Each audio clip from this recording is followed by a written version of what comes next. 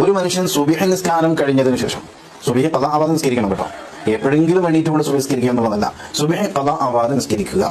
ആ നിസ്കാരം കഴിഞ്ഞതിന് ശേഷം നേരത്തെ പറഞ്ഞതുപോലെ ദിക്റുകളൊക്കെ ചൊല്ലി അതൊക്കെ കഴിഞ്ഞതിന് ശേഷം സാധാരണ സുബഹിക്ക് ശേഷം എന്തൊക്കെ ചെയ്യാറുണ്ട് അതൊക്കെ ചെയ്യുക. ഖളാ ആവുന്നതിന് മുമ്പ് 121 തവണ യാ മലിക്കു യാ അല്ലാഹ് എന്ന് ചൊല്ലിയാൽ, 121 തവണ യാ മലിക്കു യാ അല്ലാഹ് എന്ന ദിക്ർ കൂടെ ചൊല്ലിയാൽ അവൻ നല്ല ഐശ്വര്യവാനായി മാറും. സാമ്പത്തികമായ ബുദ്ധിമുട്ട് അവനുണ്ടാവുകയില്ല. സാമ്പത്തികമായ ബുദ്ധിമുട്ടിൽ നിന്ന് അല്ലാഹു തആല തടയുമെന്നർത്ഥം. നല്ല സമ്പത്ത്, ദുനിയവിയായ സമ്പത്ത് അവന് നേടിയെടുക്കാൻ കഴിയും. നല്ല ബർക്കത്തുള്ള സമ്പത്ത്, നല്ല സമ്പത്തുകൾ പല രൂപത്തിലുണ്ടല്ലോ. നല്ല സമ്പത്തും ചീത്ത സമ്പത്തും ഉണ്ട്. പരീക്ഷയുമായി ബന്ധപ്പെട്ടതൊക്കെ ചീത്ത സമ്പത്താണ്. ഇതതില്ലാത്ത നല്ല സമ്പത്ത്, നല്ല സമ്പത്തിനുടമയായി അവൻ മാറും.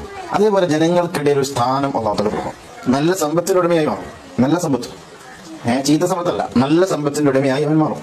അതോടൊപ്പം ജനങ്ങൾക്കിടയിൽ നല്ല സ്ഥാനം അവന് കിട്ടും. നല്ല സ്ഥാനത്തിന്റെ ഉടമയാണ്. ജനങ്ങളൊക്കെ ഇവന്റെ വാക്ക് അംഗീകരിക്കും. കാരണം ഇവൻ ജനങ്ങൾക്ക് അംഗീകരിക്കാൻ പറ്റുന്ന ഒരു വ്യക്തിത്വമായി അല്ലാഹു തആല മാറ്റിയെടുക്കും എന്നാണ് പറഞ്ഞ ലക്ഷ്യം. ആ രൂപത്തിൽ നമ്മുടെ സ്വഭാവം മാറിക്കിട്ടും, ജീവിതത്തിൽ മാറ്റം വരും, ജനങ്ങൾക്കിടയിൽ അർഹമായ രൂപത്തിലുള്ള സ്ഥാനം ലഭിക്കും, സാമ്പത്തികമായ പുരോഗതി ലഭിക്കും. അതോടൊപ്പം തന്നെ നല്ല വിജ്ഞാനം, മതപരമായ നല്ല വിജ്ഞാനം നേടിയെടുക്കാൻ കഴിയും. കുടുംബത്തിൽ ഐക്യമുണ്ടാവും.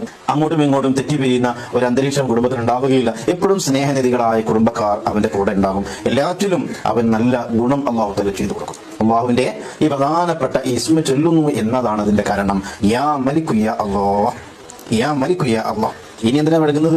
എല്ലാ ദിവസവും എല്ലാവരും ചെയ്യുക. ഈ പറഞ്ഞ രൂപത്തിൽ കുറഞ്ഞ സമയം മതിയല്ലോ. നമ്മൾ എന്തെല്ലാം കാര്യങ്ങൾ ഓരോ ദിവസം ചെയ്തു തീർക്കുന്നുണ്ട്. വെറുതെ സമയം കളയുന്നില്ലേ? ആ കൂട്ടത്തിൽ നമുക്കൊരു ദിവസം നമുക്ക് എല്ലാവരും ചിന്തിക്കുക, ഞാൻ ഇന്നത്തെ ദിവസം യാ മലിക്കു യാ അല്ലാഹ് എന്ന് ചൊല്ലിയിട്ടില്ലല്ലോ. അപ്പൊ സുബഹി നിസ്കാരം കഴിഞ്ഞ് 121 തവണ ചെല്ലുക.